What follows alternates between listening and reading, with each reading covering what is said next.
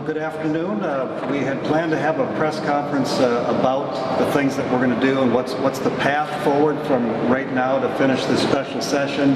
But I felt like it was probably important first to address the recent press conference of the governor, the attorney general, the lieutenant governor, the speaker of the House, the commissioner of public safety, and others. I guess I must have not got the memo. Because I was not invited to that meeting, and the Senate, with Republicans in the majority, have a very, very important part to play in any of the justice reforms that we are working on. And I think that's important for everyone to know that we have been working. And I'll address this in my comments as I move through what are we doing to finish the session. But I want to say that we all agreed that the death of George Floyd was tragic. Everyone I talked to, I've been down into Minneapolis, St. Paul at least 8 times, everyone agreed that it was tragic. I don't know anybody that disagreed that the 4 police officers should be fired. I don't know anybody that disagreed that Chauvin should be arrested. So there's a momentum that everyone in Minnesota agreed on. We all talked about those things as important, and that led us to the idea of what should we explore about criminal justice reform. And so that's one of the big issues that we have been talking about. But I feel like the other one that they want to not talk about is what happened after the death of George Floyd, because that's another big issue that I'm having to address as the Senate leader on what do we do with Minneapolis, St. Paul, and all the damage that was done. And I think that people are upset about that too. They're upset that the governor did not respond for 3 days. So George Floyd was killed on a Monday. On Tuesday, I didn't realize until yesterday, I was down by the 3rd precinct and I found out that one of the business owners there said he had looting on Tuesday. And so he just assumed that it would get better, and by Wednesday, suddenly the police weren't even around. They didn't tell him, and his business was totally destroyed, burnt to the ground. And where were the police? Well, that was Wednesday, and then Thursday, and then Friday, and it was finally Saturday that the National Guard finally showed up under the governor's authority. And so I think that's a big issue that they also don't want to talk about. And so that lawlessness is an issue that we will continue to talk about. I'm not sure in what venue the Senate will bring forward that in the summer, but that's the other issue that we are going to continue to address. I mean, just the fact that just a number of days ago, a statue was torn down on the Capitol grounds, giving the governor and his team full notice it was going to happen, and then putting one person there to protect it, and that one person coming inside the Capitol, and it got torn down. And so that's another big discussion. Those are the 2 big discussions that we need to talk about. But the lawlessness that happened as a result of not acting, so far over 1,000 buildings damaged, which really reflects people's lives, over $500 million of damage, and so that's the other part we're going to talk about. So the press conference focused on it seemed to imply that there was lack of effort from the Republicans in the Senate to actually pass criminal justice reform. And it frankly shocked me. It shocked me that the House hasn't even passed criminal justice reform, and we passed 5 police accountability bills earlier this week, 5 of them. And I want to read the things that we have passed. And I heard them mentioned by Commissioner Harrington. I heard them mentioned by Representative Mariani, and the things that we needed to do. And I thought, oh yeah, that's a bill that we passed. Well, there's another one that we passed. But they want to imply that we are doing nothing, and that flat out is not true. And frankly, dishonesty is not good for Minnesota. When they say that, when the governor talks about we're not attending meetings on Zoom, I moved my schedule so that I could attend that meeting. I was there and my leadership team was there, and the House did not show up, the Speaker was not there, and the governor canceled the meeting. So to imply that somehow we weren't participating was not true. He went to Duluth, and I was told that he was saying we're blocking everything. Not true. So here's what we have done, and I think this is important to remind people of all the things that we've done. We have enhanced training for law enforcement officers in crisis intervention, cultural diversity, and mental illness. We're continuing the money that we spent there. We, for the first time 4 years ago, added that, and we moved it as something we will just continue to pay for going forward. Adding 4 hours of training per year in this area as well. I mean, helping police officers deal with stress and trauma and other critical incidents. That was something that I heard Harrington say was important. Commissioner Harrington, it's in our bills. Expanding background checks for employees of law enforcement agencies. Mandatory reporting of deadly force incidents to the BCA. Banning chokeholds and neck restraints through uniform policies on issue of force. That's a big deal that we did. That's not a token benefit that we did. We all thought that that was important. Requiring a duty to intervene and report for officers on the scene of an excessive use of force. That's in our bills. Instructing officers to preserve the sanctity of life and the use of non-deadly force whenever possible. When I heard Commissioner Harrington mention, I think 3 things, 2 of them are in our bills. And we took amendments on the floor from Democrats, and one of the things we took was adding 2 public members to the Post Board appointed by the governor. And by the way, for the last 10 years, the Post Board has been put together by appointments from 10 years of Democrat governors. And so if you question what the makeup of the Post Board is, just look to the last 10 years. And so that's my brief comments about that press conference. We're actually trying to work together. We're trying to pass things that everybody agrees with. In a short special session, you have to know that you run out of time. We set Friday as the day, this Friday, tomorrow, by the end of the night, we're going to be done with the things that we're working on. That was an 8-day special session. Typically they're 1 day. And so we have moved forward with all the things that we said that we were going to do. One of the key things that we needed to do in this special session, well, one of them is we tried to get rid of the governor's emergency powers. Longest peacetime powers ever. Where's the emergency now is something that we talk about. Why do we still have this emergency? Where's the emergency? And so his peacetime powers should go away. But then we decided, okay, what are the things we're going to work on? And so one of them had to do with federal money, $841 million that we can use to get out to all local governments. And I'll tell you, all 4 legislative leaders agreed with the policy and the dollar amount. And so the Senate sent that bill over to the House. And if they put a lot of spending bills on that bill, that's going to create real problems. I told you that we're only sending things that both sides agree with, that we expect to pass. If they expect that to pass and they load it up with spending issues, that's going to be a real problem. You're probably aware, but we're right now $2 billion short. And to add spending on top of that, it has to be an emergency. And you think about the request that the governor has for the Minnesota Zoo. It's $6 million short. I have a solution for the Minnesota Zoo. Open up the zoo. We've closed the zoo. Think of all the tens of thousands of people that have been getting together, and you can't go to the zoo. Open up the zoo, and that'll take care of some of that problem. So the COVID-19 local government aid bill is in the House, and my hope is that they don't send it back to us with a lot of things that we won't agree to. The other thing that we moved forward, I mentioned, was the 5 police accountability bills, and again, they agree with everything that we have put in those bills. I heard the governor on the call said there's nothing that they don't agree with in all the bills that we sent in. So if they send back all of those bills with all kinds of things that we don't agree with, they jeopardize all of the reforms that we could do. So we're committed to doing them in the short term, and we are still listening. There may be other things that we pick up, but it's got to be because there was an agreement.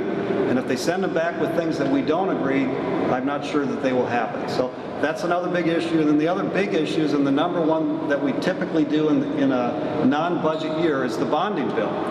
And I publicly said how much our bonding bill should be, and we agreed to it. All of us have agreed to that number. It said what should be in a tax bill, Section 179, and we agreed to that. All of us agree on it. So it's just a matter of why don't we do these things we agree with? Why don't we do all of the criminal justice reform issues that we agree agree with and not jam each other? Why don't we do the federal spending for local government aid that we all agree with? Why don't we do the bonding bill that we all agree with and tax relief? And so those are the big things that are moving forward that we're going to address. And I just, it's difficult anytime to work through legislation, even more difficult in a special session where you don't have clear guidelines what's supposed to be done. But I'm trying to set the parameters about what we're going to do and when we're going to get finished. And we will finish Friday night. Now, if there are other things that come up later, I am open to coming back. It's just that let's do the normal special session where we agree on the issue ahead of time and then the governor calls us back. If it goes all the way to August 12th and he still wants emergency powers, we will again vote to remove him, and sooner or later, remove the emergency powers, and sooner or later, he's got to give those up. I mean, look at the numbers for people that are dying from COVID-19 and actually even being infected. I mean, they're way, way down. It's no longer an emergency. So with that, I'll take any questions. Are you concerned that the public is going to see this deadline tomorrow as arbitrary and say, why can't, there is nothing stopping the two sides from staying here and working this out? So even the governor said everybody needs a deadline. And I announced that deadline 8 days before we actually got to the deadline. It does force people to make decisions. There are a lot of things that are really, really important to both sides that the other side does not agree with. And we're not going to be here all summer working on those issues. And the second thing I'll say is special sessions are expensive. And we don't need to be here. We can work on issues outside of session, and when we all agree, we can come back together.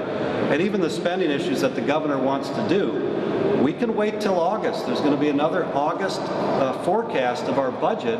And if for some reason we're not in debt, which is where I think we are, we can have another conversation then as well. Senator, this last date for 18 months or so, it feels as though you and the governor and the Republican leadership have had a pretty good working relationship.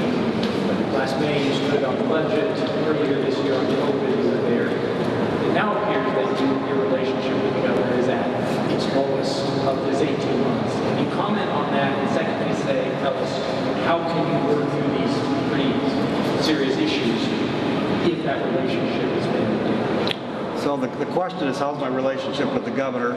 It was much better last year when we were on equal footing, the legislative branch equal to the executive branch. Under emergency powers, where he tells us what to do, it's much, much more difficult. And I have been more confrontive because the issues have been so big. I really felt like the response to COVID in the second half was not what it needed to be, and I think how the lawlessness has been handled has not been helpful. But at the same time, it is important that we have conversations that we work through these issues.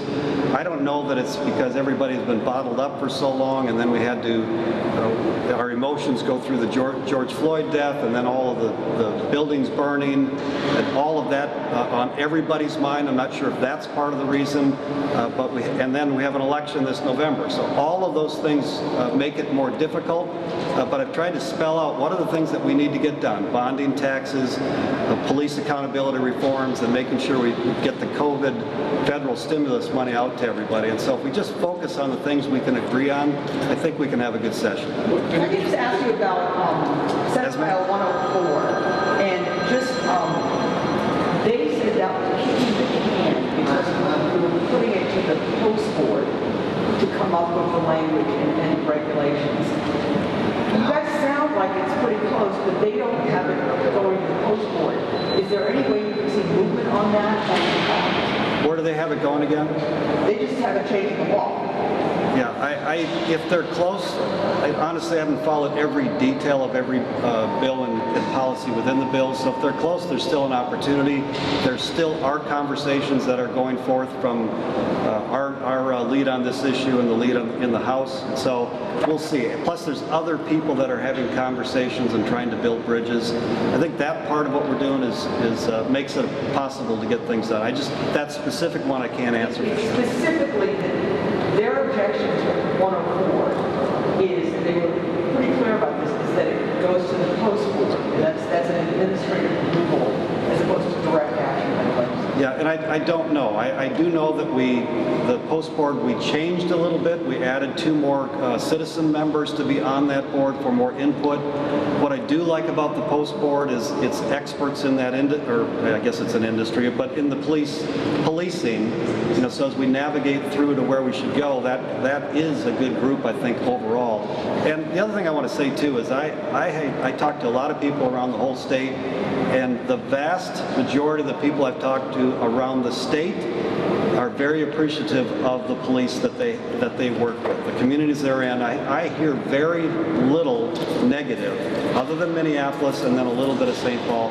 I'm not saying there's none. I'm just saying that the relationships I hear about between the community and the police in most places around Minnesota are positive. Senator, is there anything in the House package that's not in the Senate package that you could see some agreement on? Are there pieces of it that potentially there could be a deal? So the question is there some things in the House package that I could see some agreement on? And that's where the behind-the-scenes work is happening, and there is potential.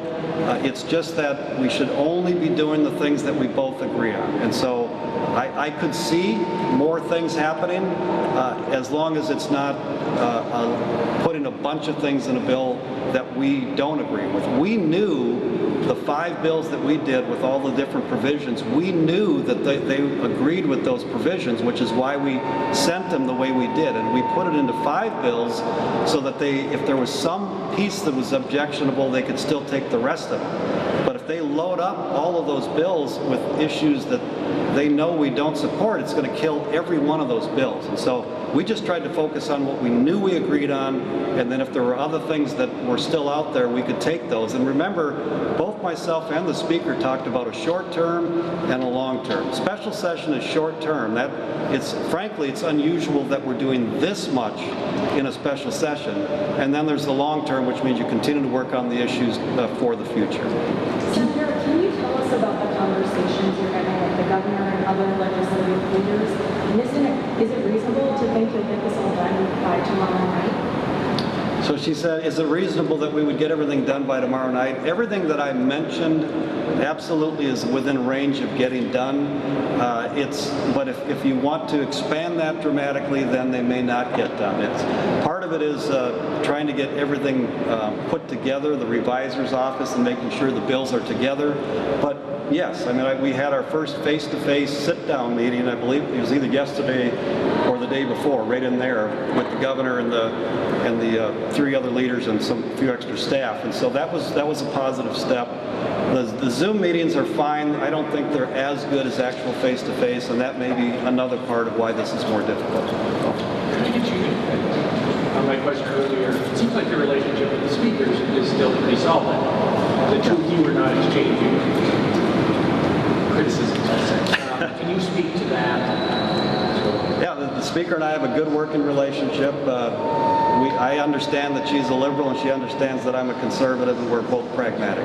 I do think that the connection to the governor it's frayed, but it's not broken. It's our desire to work together. I believe it's his desire to work together. It's just that when there's statements that are inaccurate, that I feel paint us in a light that is not true, I'm going to push back on those, and so we'll work through those. How about the bonding bill? A lot of people are counting on it. Yeah, the bonding bill is really important. I've never said we should not do it. I've never threatened we should not do it. I'm committed to getting it done. It will be a significantly large bill, 1.35 GO, general obligation bonds, focused on roads and bridges and wastewater infrastructure and our buildings. And I've talked to a number of people about the importance in an economic downturn. That's particularly where the bonding bill can be helpful. It's one of the things that a state can do as stimulus. So I've heard that from the trades industry. I've heard it from a number of business owners that I would say have they're strong in economics about how we should do that. And that's why I've never said we shouldn't do that, and I will continue to work on that until we get it done. We shouldn't threaten that we won't do this if they don't do that. And I recognize that's part of politics, but we're in a special session, and probably the most important thing you do every other year is the bonding bill. And so we shouldn't lose sight of our responsibility to do that. And if we can get these other little things done, Section 179 and the stimulus money for local governments, and then the big thing of police accountability reforms, that would be a good special session. Governor Reed pitched a $2.2 billion GO plan 2 days ago. You say again 1.35. That's $850,000 difference. Yeah. Has there been any movement toward the middle? No, the movement towards the middle is the House and Senate agreeing to 1.35. It won't be higher than that. I'm happy to go less than that, but I think it's important that we get one, and therefore you give a little bit. But $2 billion, over $2 billion, the debt service alone is a number that right now we can't handle. We cannot handle more money until we know we're in good shape. Anybody that's been through a economic downturn and a huge state budget shortfall, it is extremely difficult.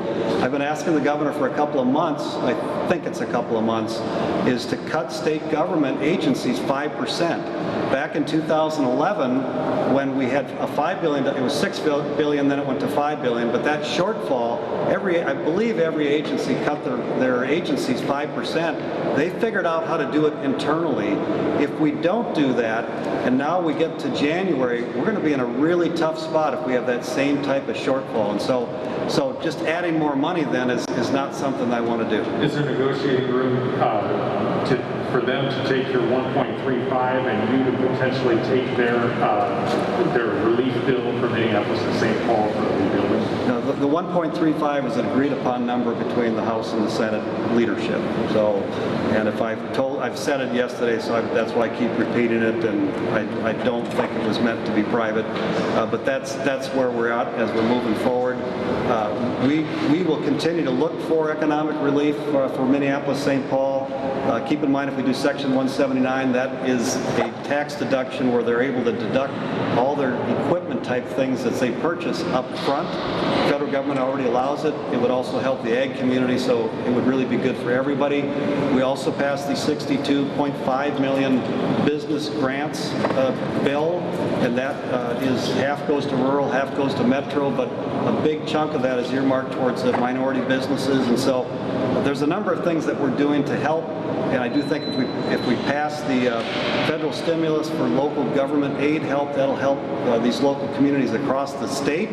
We also say that they have to have 10% of the money in that goes towards economic development. So we have a number of really good things that people just should not take their eye off the ball. There's a lot of pressure right now, but in all of those, I believe the Senate will pass, can pass, and some of them we're just waiting for the House. All right, with that, I appreciate it. Thank you, guys.